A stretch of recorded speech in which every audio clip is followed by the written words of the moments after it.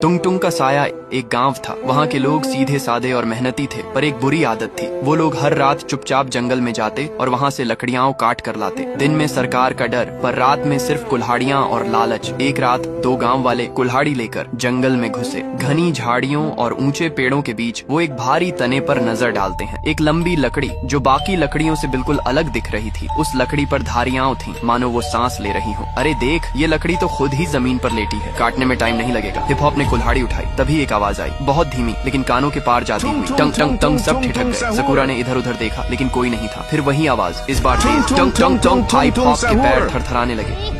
भूत है क्या? ये सकूरा फिर भी आगे बढ़ा और कुल्हाड़ी से उस पर वार किया। शी छा एंग। सकूरा के कुछ चीज अगर लगी और वो गिर गया। हिप हॉप भगा, झाड़ियों में ढंसते चले गए, लेकिन हिप हॉप भी उस रात वापस नहीं आया। अगली सुबह गांव की चौकीदार, जो हमेशा साहसी माना जाता था, उसको खबर मिलती है दो लोग जंगल में गए थे, लकड़ी काटने लौटे नहीं। चौकीदार के चेहरे पर चिंता थी, कहीं जानवर तो नहीं। उसने सोचा वो जंगल के पास तक जाता है, लेकिन वहाँ जैसे ही कदम रखती है कुछ सुनाई देता है। टंग टंग सुनते ही उसके पैर कांपने लगे। वो पीछे हट जाता है। पूरे गाँव में चर्चा थी, लकड़ी खुद चलने लगी है, जिसने भी उसे काटा वो गायब हो गया। और अब लोग उस आवाज को टंग टंग कहने लगे थे, क्योंकि वो आवाज रात के अंधेरे में चारों ओर गूंजती थी। टंग टंग टंग। बूढ़े लोग बोले, ये लकड़ी नहीं, कोई रक्षक है जंगल का। अब कोई भी जंगल नहीं जाएगा। अब गांव के लोग रात होते ही अपने दरवाजे बंद कर लेते। बच्चों को बाहर खेलने से रोक दिया गया और टंग टंग की आवाज हर रात गूंजती रहती, धीरे, फिर तेज और फिर बिल्कुल करीब। एक लकड़हारा जो इन अफवाहों पर विश्वास नहीं करता था, पुष्पा, वो बोला, मैंने तो अपनी जिंदगी जंगल में ही काटी है। आज भी जाऊंगा, लकड़ी लाऊंगा, देखता हूँ कौन रोकता है। रात को वो अकेला जंगल में गया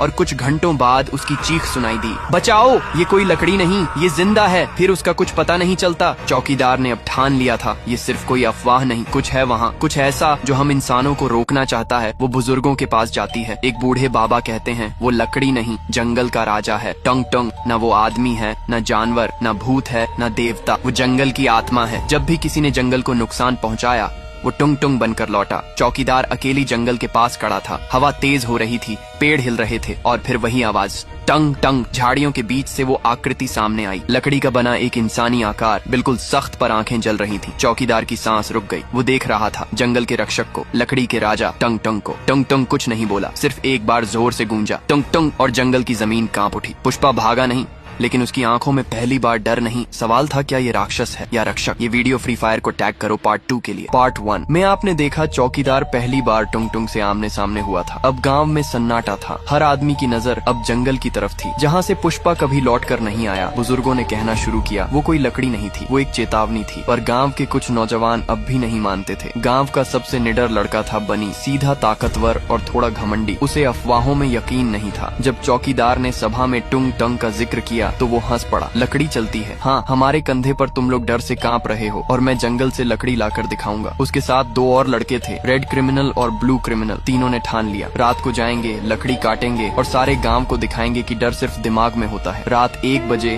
बनी, रेड क्रिमिनल और ब्लू क्रिमिनल कुल्हाड़ियां लेकर जंगल में दाखिल हुए। हवा बहुत हल्की थी, लेकिन जंगल अजीब तरह से शांत था। कोई झींगुर नहीं, कोई पत्ता नहीं हिल रहा था। उन्होंने एक पेड़ दिखा, बाकी पेड़ों से अलग। उसका तना ज्यादा गहरा और सीधा था। बनी ने मुस्कुराकर कुल्हाड़ी उठाई, देखो, ये खुद ही जमीन पर गिरा है, काटने में टाइम नहीं लगेगा। रेड क्रिमिनल ने धीमे से कहा, भाई कुछ ठीक नहीं लग रहा। बनी ने कुल्हाड़ी चलाई। चांग आवाज पेड़ की नहीं थी, कुछ और था। गूंज जैसी, पेड़ से एक अजीब सी गंध आई, सीलन और गीली मिट्टी जैसी, मगर उससे भी भारी। पेड़ के पीछे से कुछ सरसर आया। ब्लू क्रिमिनल ने, कुछ नहीं। फिर अचानक जमीन हिलने लगी, हल्का लेकिन साफ, और फिर टंग टंग। तीनों रुक गए। किसी के चलने की आवाज जैसे पास आती जा रही हो, पर दिखाई कुछ नहीं दे रहा था। भोलू ने मुंह से निकाला, ये वही आवाज है। बनी गुस्से में बोला, कहाँ है तेरा टंग टंग, आजा कुल्हाड़ी खा। लेकिन तभी झाड़ियों के बीच एक लकड़ी जैसा इंसानी आकार नजर आया। छाया में उसकी रेखाएं दिख रही थीं। उसकी चाल धीमी मगर भारी थी, जैसे हर कदम पर मिट्टी भी सोच रही हो कि किसे बचाए। बनी ने डर को छुपाते हुए कुल्हाड़ी फिर से उठाई, लेकिन हाथ कांप रहा था। ब्लू क्रिमिनल और रेड क्रिमिनल पीछे हट गए। टुंग टुंग कुछ नहीं बोला, वो बस खड़ा था, लेकिन उसके आसपास की बेलें धीरे धीरे जमीन से उठने लगी। एक बेल ने रेड क्रिमिनल के पैर को छुआ और भोलू जोर से चीखा। उसकी त्वचा पर फफोले से उभरने लगे। बनी भागने लगा। ब्लू क्रिमिनल क्रिमिनल ने खींचने की कोशिश की, लेकिन वो गिर पड़ा। कुछ मिनट बाद तीनों गायब थे। अगली सुबह गांव के बाहर 3 पेड़ उगाए थे। उनकी छाल पर 3 नाम खुदे थे, बनी, रेड क्रिमिनल, ब्लू क्रिमिनल। कोई नहीं समझ पाया ये कैसे हुआ, पर गांव अब समझ चुका था, जंगल अब माफ नहीं करता। चौकीदार ने कहा, अब ये जंगल हमसे नाराज है। जो गया वो लौट कर नहीं आया, जो कटेगा वो उगेगा। लेकिन इंसान नहीं, पेड़ बनकर रात होते ही हर घर में एक ही आवाज सुनाई देने लगी, डूम डूम, कभी दूर कभी बहुत पास। कुछ घरों की दीवारों में दरारें आने लगी, जैसे लकड़ी की नसें फैल रही हों। बच्चों को बाहर खेलने से मना कर दिया गया और गांव वालों ने जंगल की तरफ देखना भी बंद कर दिया। अब गांव की उम्मीद एक ही आदमी पर थी, चौकीदार। वो रात भर गांव के किनारे बैठा रहा, हाथ में लाठी नहीं, सिर्फ आंखों में सवाल था, क्या हम सच में इतने गिरे हुए हैं कि अब जंगल भी हमसे डरता है? वो बाबा कालूराम के पास गया। बाबा अब बीमार थे, लेकिन होश में। चौकीदार ने कहा, अब क्या करें बाबा? बाबा ने कहा, अगर तूने जंगल से माफी नहीं मांगी तो अगली सुबह हम सब लकड़ी के बनेंगे। अगली सुबह चौकीदार बिना हथियार अकेला जंगल की ओर बढ़ा। कंधे पर कोई बोझ नहीं, पर उसके हर कदम की आवाज मिट्टी तक महसूस कर रही थी। जैसे ही वह जंगल की सीमा पर पहुंचा, टोंग टोंग झाड़ियों के पीछे हलचल हुई। फिर वहीं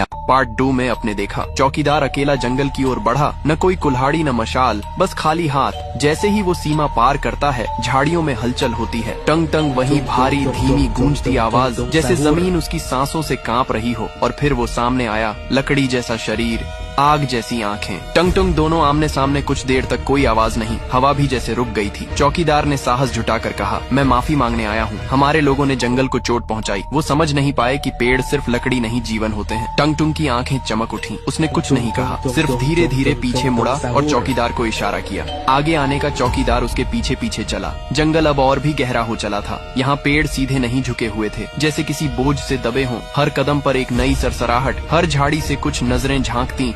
और फिर एक खुला मैदान आया। वहाँ पेड़ नहीं थे, बस लकड़ी के ठूंठ मानव आकार में जमे हुए। हर ठूंठ के चेहरे जैसे इंसानों के हों, डरे हुए जमे हुए। चौकीदार आगे बढ़ा तो एक ठूंठ की आंख से कुछ बहा। पानी नहीं, जैसे राल में मिला आंसू। टंग टंग ने पीछे इशारा किया और फिर पेड़ों की सरसराहट एक सुर में बदल गई, लालच लालच। ये वो इंसान थे जो जंगल को सिर्फ काटने आए थे।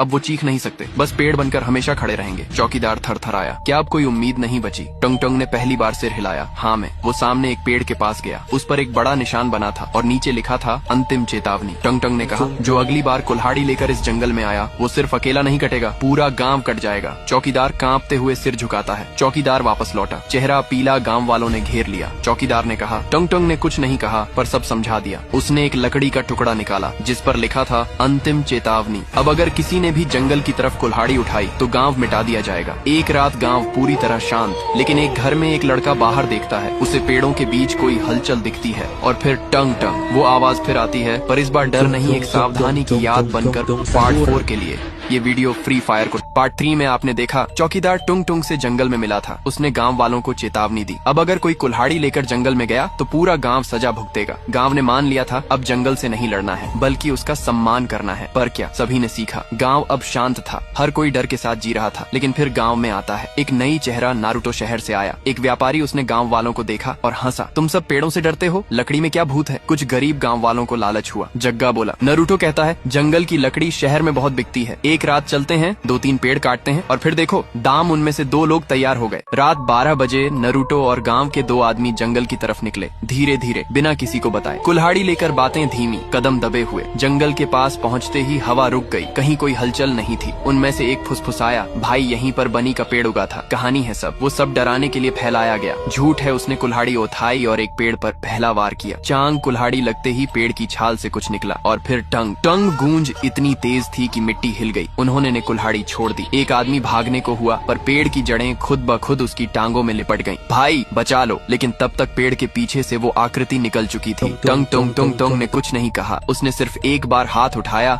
और उसका चेहरा डर से सफेद पड़ चुका था। वो चीखा, माफ कर दे, मुझे नहीं पता था। लेकिन चीख सुनी नहीं गई और 10 सेकंड बाद तीनों गायब थे। अगली सुबह गांव वाले खेतों की तरफ निकले और देखा 3 नए पेड़ उगाए थे। उनकी छाल पर नाम खुदे थे, नारुतो और उन 2 आदमियों का जो रात जंगल गए थे। चौकीदार समझ गया, नियम टूट गया है। चौकीदार ने पंचायत में गांव वालों को इकट्ठा किया। अब टुंग टुंग किसी को चेतावनी नहीं देगा, अब वो सीधे सजा देगा पूरे गांव को। अगर हमने अब भी नहीं समझा तो अगली बार घरों से लोग नहीं गायब होंगे, पूरा गांव पेड़ बन जाएगा। रात गांव में हवा बहुत तेज थी। दरवाजे खुद ब खुद हिलने लगे। दीवारों में फिर से लकड़ी की दरारें उभरने लगी। बच्चों के कमरे में मिट्टी की गंध भरने लगी। और फिर पूरा गांव एक साथ सुनता है, टंग टंग। पर इस बार आवाज जंगल से नहीं, हर घर के भीतर से आ रही थी। अगली सुबह गांव बिल्कुल शांत था, दरवाजे खुले थे लेकिन कोई बाहर नहीं आया। चौकीदार का घर भी खुला पड़ा था और फिर गांव के चारों ओर के खेतों में सैकड़ों पेड़ उग चुके थे। हर पेड़ की छाल पर एक नाम था, हर नाम गांव के किसी सदस्य का था। टुंग टुंग का नियम तोड़ा गया था, अब जंगल ने अपना ले लिया। पूरा गांव अब वो जंगल वीरान नहीं, आबाद है, इंसानों से नहीं, इंसानों के पेड़ों से। कोई वहां जाने की हिम्मत नहीं करता और अगर कोई वहां पहुंच भी जाए तो उसे सिर्फ एक आवाज सुनाई देती है, Tung tung tung tung sahur.